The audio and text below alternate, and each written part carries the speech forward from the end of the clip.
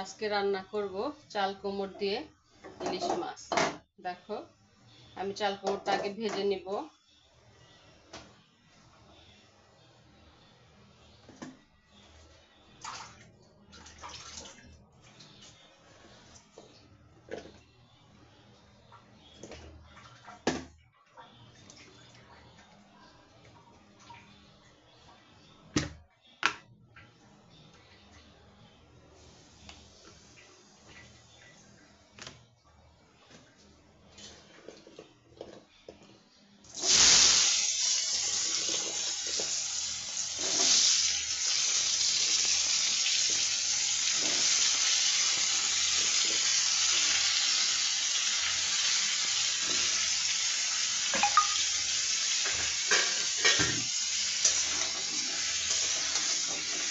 চাল কুমড়টা ভেজে নিলে আর ভেজে নিয়ে রান্না করলে সবথেকে ভালো হয়, এটা খেতেও ভালো লাগে। দেখো তোমরা, আমি চাল কুমড়টা ভেজে নিয়ে রান্না করব।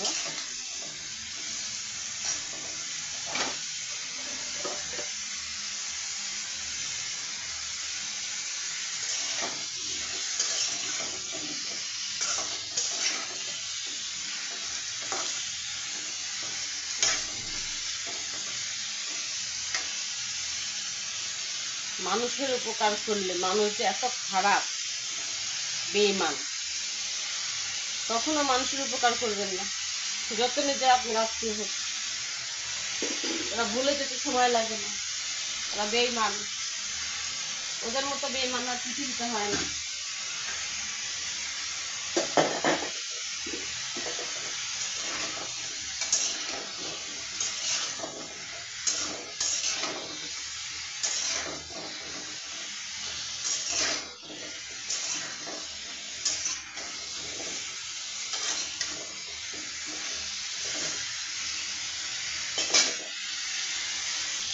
তোমার ভাজা হয়ে গেছে, এখন এটা আমি নামিয়ে নিচ্ছি।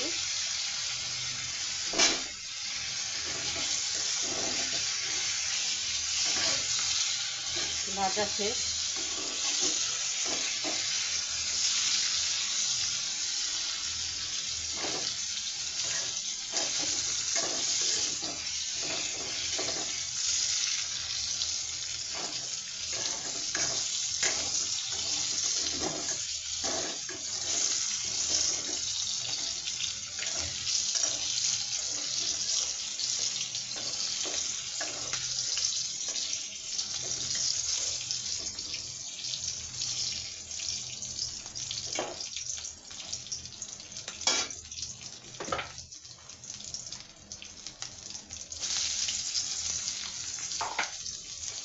এখন আমি পেঁয়াজটা ভেজে নিব।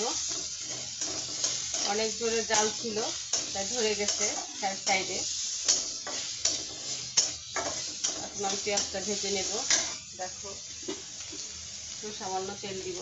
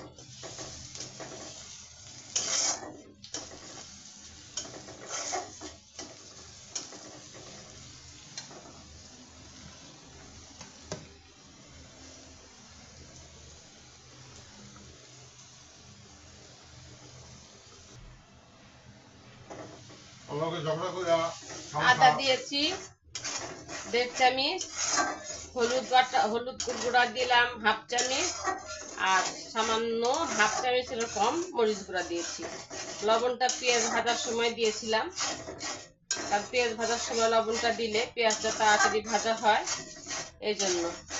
তো 1.5 চামচ লবণ দিয়েছি। এখন এটা ভালো করে কষানো হলে ইলিশ মাছটা কষাবো।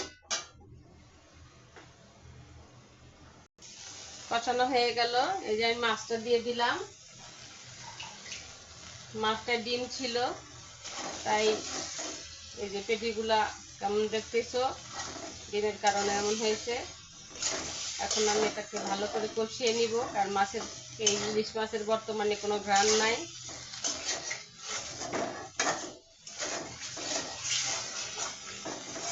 ইলিশ মাছ খাওয়া, রুই মাছ খাওয়া একই, কোনো ঘ্রাণ নেই। এত বড় একটা মাছ 1 কেজি ওজনের, অথচ কোনো ঘ্রাণ নেই।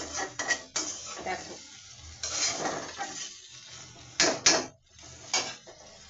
এখন এখানে একটু পানি দিয়ে এটা কষাই নিব ভালো করে। কষাই নিয়ে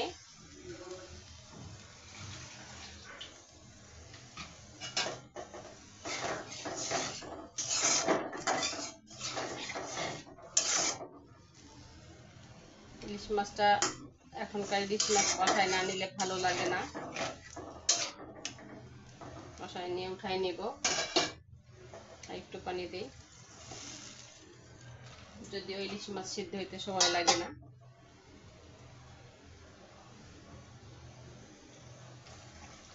ইলিশ মাছটা কষানো হয়ে গেছে আমার। এর চেয়ে বেশি কষাবো না, তাহলে পরবর্তী মাছের তরকারির সঙ্গে দিলে মাছটা ভেঙে যাবে। এখন আমি এটার মধ্যে তরকারিটা কষাই নিব ভালো করে।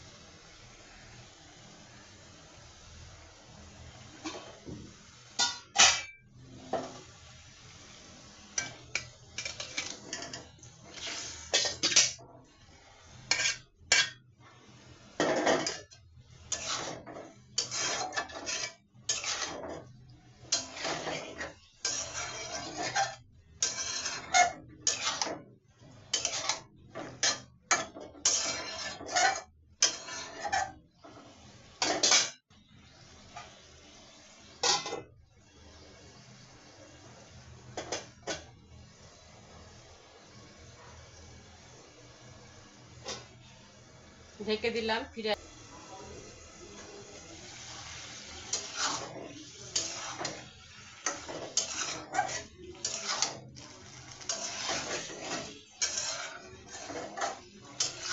ভালোভাবে কষিয়ে নিলাম। আর একটু কষাবো, কারণ কষানোটাই মেন। তারপরে আমি খুব বেশি পানি দিব না, কারণ এটা কচি চাল কুমড়, হইতে সময় লাগবে না। কষানোর মধ্যেই সিদ্ধ হয়ে যাবে।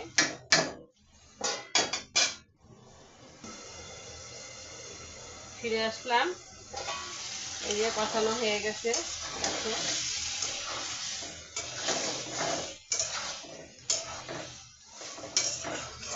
কষানো শেষ। এখন আমি এখানে পানি দেব ঝোলের জন্য।